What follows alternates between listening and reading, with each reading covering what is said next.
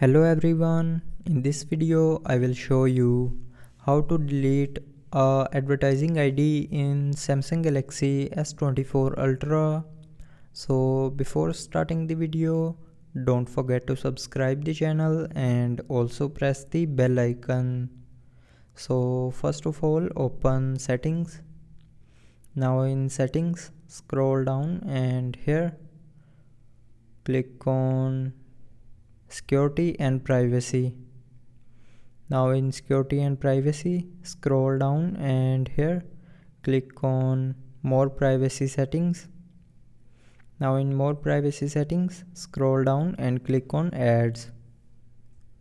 Now here scroll down, and if you want to delete the advertising ID, then click on delete advertising ID, and from here again click on delete advertising ID to confirm. So when you will click on delete advertising ID here, it will delete your mobile advertising ID. So that's how you can delete the advertising ID in Samsung Galaxy S24 Ultra. So I hope you liked the video. Thanks for watching.